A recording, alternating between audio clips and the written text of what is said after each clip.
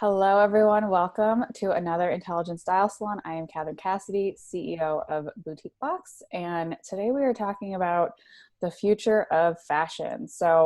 I'm sure you've watched a previous recording, but just in case this is your first one again, Boutique Box is helping professional women curate a wardrobe they love so that getting dressed for work in their style, power, and presence is effortless. And it really is. There's a lot that we'll dig into with the business model of Boutique Box that is the future of fashion. And I'll share a little more as we continue the conversation around like the evolution of that and sort of some of the trends that we saw that kind of led us to where we are now. And that's why I wanted to have this conversation with Eleanor Turner I'll let Eleanor share a little bit more of her sort of journey in the fashion industry. But a lot of our brands that we work with are actually founded by women who just weren't having their needs met. And so they're not necessarily, they were frustrated with the fashion industry, but maybe not from the inside. Whereas Eleanor has, more years of experience in the industry between time at Crew and Tory Burch. She's a co-founder for Argent, which was innovating women getting dressed for work as well, and is about to launch her newest project, The Big Favorite, which is extra special. And especially why I think this conversation on the future of fashion is so perfect with Eleanor, because similarly, I think she's been thinking differently about how the fashion industry could be operating for a while. And I find with this time, the future of fashion is now. So thank you so much for joining us, Eleanor. I'm really excited about, diving into this conversation. And I'm sure women who are with us here live are really eager to kind of like dive into it deeper after the match. Likewise. Thank you for having me. Yeah. So you started at SCAD. I did. I mean, it probably started before SCAD. I mean, you went there It on did. purpose. It did. It started when I was like 8, to be honest with you. But then I followed my dream. I went to SCAD to study fashion, and I graduated into the biggest recession in 2008 since that the country had seen since the Great Depression. So that was eerily similar to what people are probably feeling a bit today. But I was really scrappy, and I just was so determined to have this career in the fashion industry that I ended up working in a PR closet at Tommy Hilfiger as my first gig. And it was an unpaid internship. So I just like worked really hard and got noticed, and then turned that into a full-time job relaunching the runway collection for Tommy. And then after that, I went to design for Tory Burch. And then after that, I went to J. Crew. And from there, I leapt into entrepreneurship and co-founded the women's work apparel brand Argent. And I did that for about 4 years. And then last November, or I guess it was November of 2018, I had always sort of like had this passion to revive one of my great grandfather's brands. So I have a family history in this industry. And he was a textiles and manufacturing entrepreneur. So he had a brand called The Big Favorite. And I absolutely fell in love with the brand name, knew I wanted to do something with it. And the time was sort of, I guess now, to start this brand. And so I'm reviving it as a sustainable and zero waste undergarments company. So we'll be engineering your first layers, and we'll take them back when you're finished with them, turn them into new yarn, and then new product. I love that so much. And you just were so persistent in like, okay, this is what I want. How do I create it? And like, even at your very first job, you were entrepreneurial. Like you created a bigger role for yourself with your sort of like determination to create that for you. Totally. I think that's what you have to do in fashion, honestly. You just have to be persistent because it's hard. It's a really hard industry. So what made you, let's start with Argent, just because that was your first dive into entrepreneurship. And you're you had a co-founder, now you're a solo founder, correct? For the Big Yes. Favorite. So it's a very different experience. Yes. But you still had to take a leap to step, to go with Argent. Like, what was that pull, that calling to go there? Yeah. I mean, I think that's a great question. It was a few things. Like, I come from an entrepreneurial family. I had seen my dad and mother actually start businesses. So I was pretty comfortable with that idea. And I've always been a bit of a, in corporate environments, like I'm always the one raising my hand being like, hey, how can we do this better? Here's an idea. Here's an idea. And so I knew that my path ultimately was going to be entrepreneurial. And I've also learned to just like bet on myself, right? Like that was really the bet that I took. I knew I could do it. I knew I was like a really hard worker. And also the opportunity, like when I went shopping, because I'm a designer, like I'm formally trained designer. We never, in my entire history of design, got to hear from consumers. Mm-hmm. Like I think they tried to do some focus groups at the end of my time at J. Crew, but at that point, like I was already halfway out the door. And I just felt like there was this disconnect. There was this huge disconnect between what we were designing and where it ended up and the reason behind it.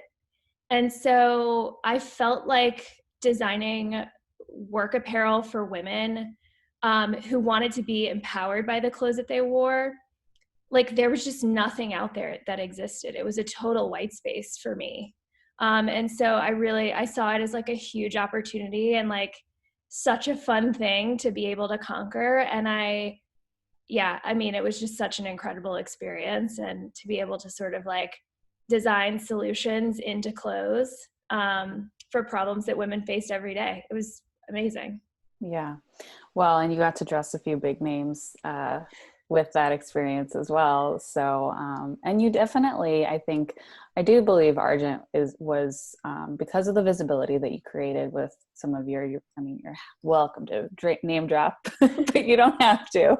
I don't know who's intriguing to you. Hillary Clinton, Kamala Harris, Mina Harris, Amy Poehler, Lily Singh, June Diane Raphael. Oh, wait, yes. Is that her name? The whole cast of Grace and Frankie. Yes, I loved when I'm watching Grace and Frankie. And I'm like, oh my God, it's Argent. Just because of, especially knowing, it's like when I was a merchandiser at BCBG, I'd be like, I knew like the style numbers and the colorways, like all by heart. And so I'd be, that's ONW 1, 2, 3, 4, 5, or whatever. But it's just fun because it makes it a little bit more personal. I'm sure the same when you see it, because maybe sometimes you don't even know that the stylist pulled it for the show and you're watching it. Yeah, oftentimes it was a surprise. I mean, certainly the first time that HRC wore one of our blazers, like it was a total surprise because obviously they can't guarantee anything, but her team just said, hey, like take a look at the Planned Parenthood gala, be watching at 9 p.m. when she gets on the red carpet. Yeah. And sure enough, she was wearing it, and it was just like a nuts moment. It was like a huge, surreal, like out of this world moment for me. Yeah. Well, and what I love about that is it really speaks to the style, power, impact. She had a whole long journey of getting criticized for what she was wearing. And I feel like there was kind of a like stepping into that really bolder presence and finding clothes that like fit her better. Yeah. It was like she started to really let go of some of those layers of, using her voice as opposed to being so appropriate as she had been. Not that she wasn't vocal before, but like it became a little bit more direct, I feel like. As she started to step out there in that way. I'll never forget, like, I don't know if you guys remember, sorry, when she came out for the first time after she had lost the election, and she was wearing that like incredible black leather blazer. I mean, she just looked like a badass. And she was like, and like the message of that speech was like, I'm not done yet. Yeah, I'm still out here, you totally. know. That's Totally. cool. I have a shirt from the outtake, like a work. I use it as a workout shirt that is, I'm not giving up and neither should you. And, Yeah. I mean, that's just a great motto for life, period. And, but yeah, I think that's a really, like, you sort of started this trend of, women being able to find workwear that truly empowered them. Yeah, I hope that that's what we accomplished. I really do. And one of the things that stood out for me personally is the using the word disconnect, because Mm. that is 100% what, and I was curious if that was going to be why you were like, I'm going to take this leap. I know I can do it. I've had these ideas. I'm frustrated that I have solutions to the problems and they're not being Yeah. listened to. And there's clearly a disconnect. Like if you look at the numbers in the industry, you look at your selling numbers, you look at your sell through, you look at how things sell, as far as like I was at BCBG, our comp sales for those listening, like, monthly year over year comparative sales were driven by markdown purchases, not full price. And for me, I'm like, that just doesn't even make sense. Like that Yeah. doesn't make fiscal sense. Yes. And then on top of that, what are we doing with this product? If we're able to make a profit technically with 70% markdown, like that just doesn't make sense. And Yeah. so that kind of brings us to where we are now. Yeah. In terms of like what's happening in the industry. I mean, it's a collective sort of uh, breaking down right Yep. now because of the sales and the structure of certain businesses and not having enough of a cash pile. Just there was this, we had a lot of growth Yep. and we thought we had another year before we needed to think about, um, batting down the hatches or whatnot. And so I'm curious what you think about like what's being created right now in the industry because of this, the disconnects, the band-aids, the duct tape, Yep. it's all exposed. Yeah. Well, certainly a few things. I mean, sustainability is a huge category. I think that quite soon you'll see that sustainability is table stakes for any brand. Um, I mean, it just matters. Like it matters the impact that we have. Um, you know, it doesn't just matter what this thing means to you, it matters what it means to everyone and this whole planet. And I think, you're just starting to see like this huge awakening, especially within the industry and definitely among consumers, where they're more interested in, where it came from, who was it made by, how much did they make. I think I read a statistic yesterday that just shocked me. It was like top CEOs in the fashion industry make in 4 days what a Bangladesh female garment worker makes in her entire life. Wow. And so I just think there's going to be a big reckoning in terms of that in the industry. And not just that, but like being more thoughtful about our purchasing, slowing down a little bit and, really buying and investing in pieces that can last for a long time. There is a new luxury brand that's just launched. I think they launched in January, and it's called Another Tomorrow. Mm-hmm. And it is absolutely beautiful. It's really expensive, and like I can't afford it right now, but it's so beautiful, and they trace everything down to the farm level. Mm-hmm. And so it's something that's going on my wish list. It's like one day maybe I'll be able to afford a $700 blazer, but it's definitely on the wish list because they've done a really awesome job with tracing and finding the right suppliers and being really thoughtful about transparency and how to include that in what they're putting out there. Yeah. So I think that's going to be a big shift in the industry. Well, and I appreciate, like, I like that how you highlight sustainability is like some people are like, how can I do that? Like, I don't necessarily want, how do I recycle my clothes? And it is simply as simple as being mindful about what you're buying and why. Yep. And, if you're investing in a piece that's good quality, it will last. Yes. I may be teased from time to time for how old some of my clothes are. Don't give in. Trust me. I mean, part of it is, this is maybe like a hot tip for those of you, or maybe even for you, Eleanor, so you can get that jacket. But like, I think a lot of my like quirkiness around waste and and being really mindful with every dollar that I spend, why I buy something. For one, it's eliminates the overwhelm for you going and getting dressed each day. If you have pieces you love, it's that much easier to mix and match and have fun with it. But also, when I moved from a Catholic school to a public school, I had like no clothes, and I was probably very annoying to shop with because I was very particular.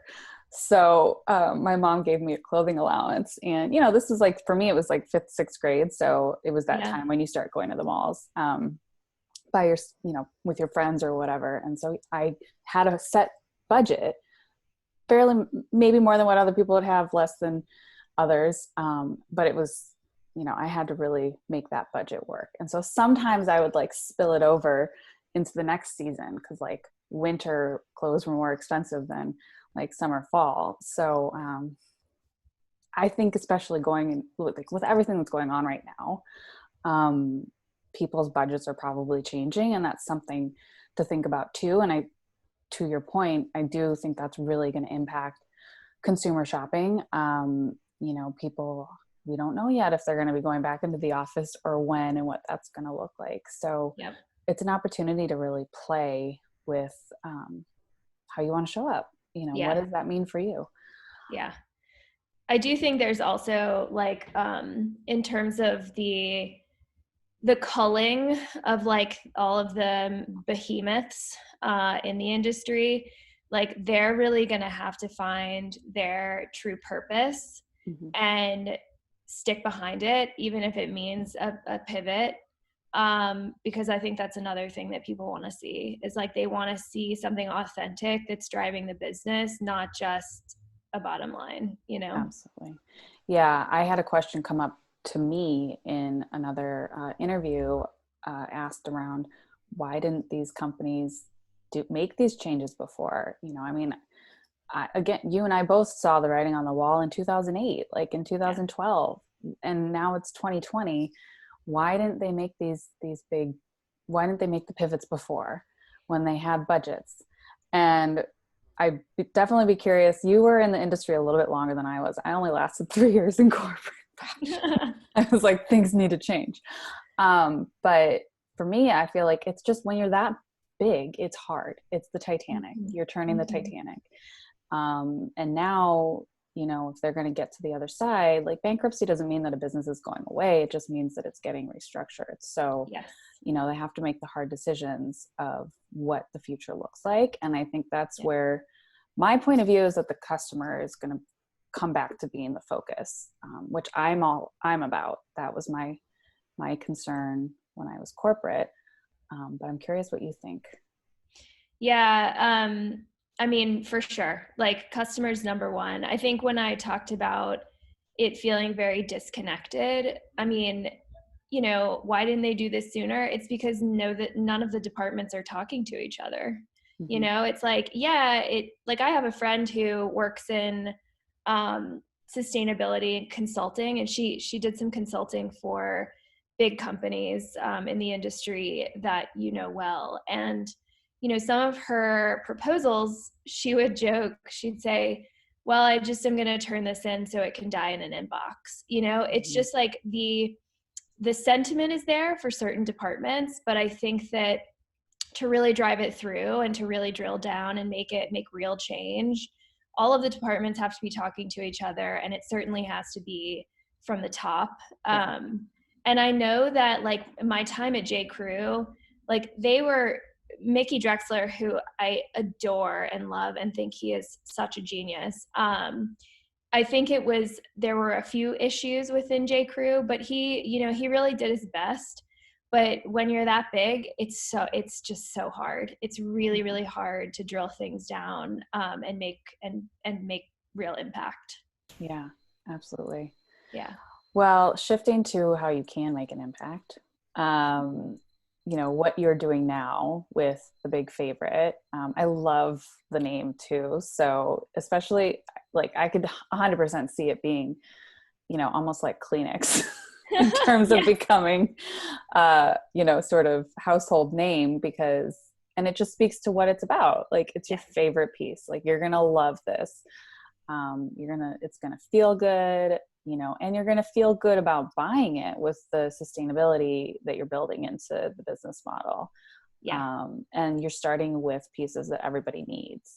Yes. But then they do wear out. So it's an interesting, like, that's something that I have so many t-shirts, like this is transparency moment, that have holes in it because I'm like, I don't want to, like, they're good otherwise, and where your jeans button like tears up the t-shirt or whatever, and it's like, but what do I do with this? Even though it's had a good long run with me because of my quirky, not wanting to waste things, loving things, holding on to things.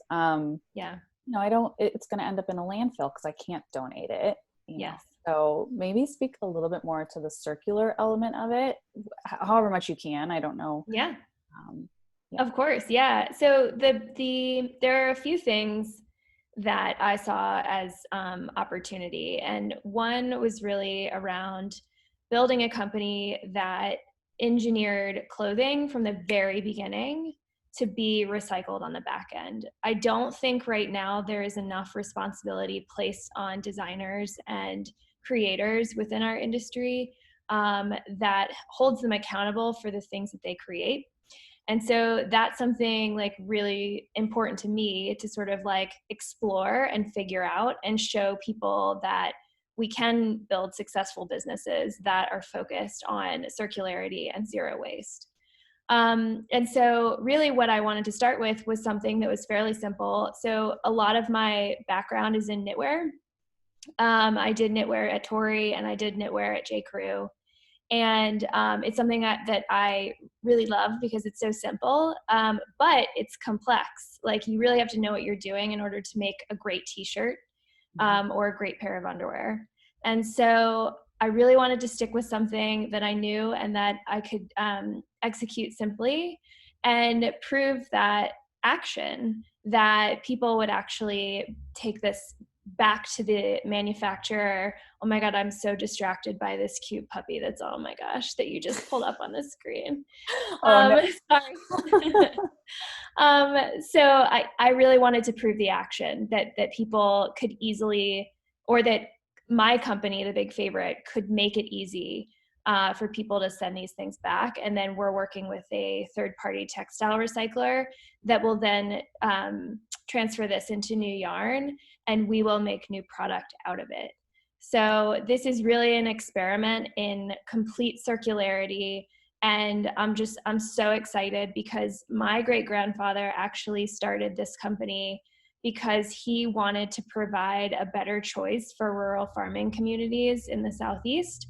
And he wanted to provide that conveniently within corner stores. And so he chose the name The Big Favorite because favorite elicits a choice.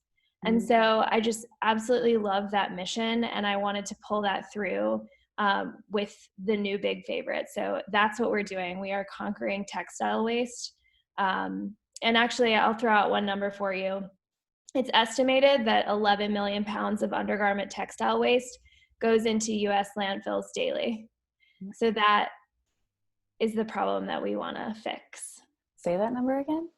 11 million pounds of undergarment textile waste in US landfills every day. Every day. Oh my God. Every day. And that's just undergarments. I was just going to say that's just undergarments. That's not considering the t-shirts that I'm not giving up yet. So yes, exactly. And then all the fast fashion that lasts 2 wears because, which is another conversation. And the clothes that have polyester in them shedding microplastics into the water supply. I mean, that's another big issue, which is why we're starting with 100% cotton. So it's really just raising awareness and creating circularity. Those Yeah. are our big missions. Yeah. Well, and the awareness piece, because I mean, now I have so many questions. We could go down a rabbit hole, and I'm not going to do that today. Again, because it is something that as we grow Boutique Box, I really want to think about how we can, to your point, make it easier for someone to donate their pieces that like are in good quality, but not quite their style or their fit anymore, or find the way that they can recycle certain fabrics. Just more knowledge. Like, Yep. I think people are starting to get, and will continue to become more discerning and curious about it all. Yep. In some ways, almost like thinking back to Dior, like post World War II, everything had been so austere for a while, so utilitarian. And Yeah. then now it's like, okay, we can play, we can like luxuriate a little bit. But I think the way that we're going to do that now is, well, and it may be my idealistic point of view, but the way that we're going to do this now is by luxuriating in like the beautiful fabrics and pieces that we love, and Yes. finding our favorites. So I think that's right. I think that's absolutely like such a great, through line to draw on this moment, is that it really does feel like we will luxuriate in things that are responsible. yeah, I love that. Yeah. Well, thank you so much for joining us. We're going Of to course. shift gears for everyone that's live to get to have a fun conversation, because there's already some questions popping up. Cool. But yes, I'm so excited. We will link below the YouTube video for the all the links for Eleanor and the Big Favorite, and of course Boutique Box too. So, because I'm hoping the Big Favorite can come through Boutique Boxes for when We would love it. when you launch. And hopefully future collabs. We will obviously be continuing to collaborate on how we can create a better world and industry for women, for people. We kind of need that right now. So Yes, we do. well, thank you, Ellen. Awesome. Any last things that you want to share before we sign off? Yeah, I'll just say that our launch has been delayed because of the pandemic. We were actually scheduled to launch in April, but we're recalibrating. Our supply chain is still under lockdown, unfortunately, so we don't have any dates yet. But we'll be keeping everybody updated on social and through email, and we should be launching version 1 of the website in the next month or so everybody can sort of explore more about how we're doing what we're doing and what it is that we're doing and all of that good stuff. So yeah, in the meantime, you can follow along at the Big Favorite. Awesome. And for just a point in time, it is May 30th. So in about 2020. So in about a month. Yeah. Wild. What day is it? this time warp. Anyways, thank you all. And we look forward to seeing you at the next Intelligent Style Salon. Have a good one. Thanks, guys.